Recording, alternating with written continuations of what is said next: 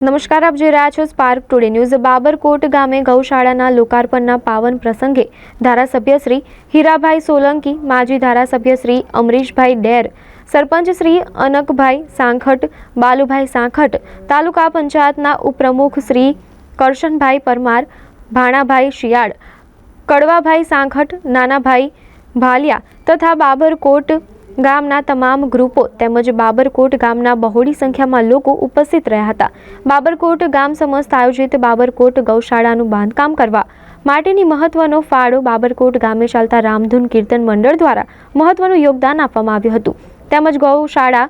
બનાવવામાં મહત્વનું યોગદાન બાલુભાઈ સાંખટ દ્વારા પણ આપવામાં આવ્યું હતું। તેમજ બાબરકોટ ગ્રામ પંચાયતના સરપંચ શ્રી અનકભાઈ સાંખટ અને માજી ધારાસભ્ય શ્રી અમરીશભાઈ ડેરની રજૂઆતથી કોંગ્રેસ પક્ષના રાજ્યસભાના સાંસદ શ્રી ડોક્ટર અમીબેન યાજ્ઞિક દ્વારા ગૌશાળાના શેડના બનાવવા માટે 5 લાખની ગ્રાન્ટ ફાળવવામાં આવી હતી। બાબરકોટ ગામે ગૌશાળા બનાવવા માટે બાબરકોટ ગામના તમામ લોકોએ યોગદાન આપ્યું હતું અને બાબરકોટ ગામના લોકો દ્વારા ગૌ માતાનું પૂજન કરીને ગૌશાળામાં ગૌ માતા પગલાં માંડ્યા હતા અને શાસ્ત્રીજી મયુર દાદાની ઉપસ્થિતિ રહી હતી અને કથાનું આયોજન કરવામાં આવ્યું હતું અને ગામના મહિલા મંડળ દ્વારા ધૂન કીર્તન કરવામાં આવ્યું હતું। બાબરકોટ ગામ સમસ્ત આયોજિત અને રામધૂન કીર્તન પુરુષ મંડળ ગૌશાળાનું ભવ્ય લોકાર્પણ કરવામાં આવ્યું હતું। બાબરકોટ મુકામે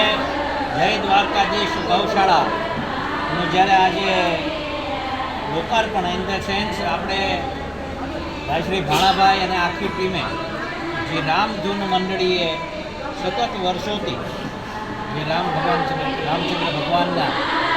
ગુણગાન ગાઈને અને ભગવાનની કથા કરીને ભગવાનની આરાધના કરીને સતત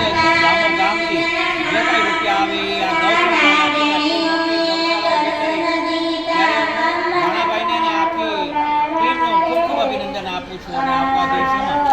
ગૌશાળા માટે જે કંઈ સેવા હોય, જે કંઈ કહેવા પાત્ર થતું હોય, કંઈ સેવા અમારા લાયક હોય તો અવશ્ય યાદ કરે અને ભવ્યમાં ભવ્ય અહીંયા ગૌશાળા બને એવી શુભકામના સાથે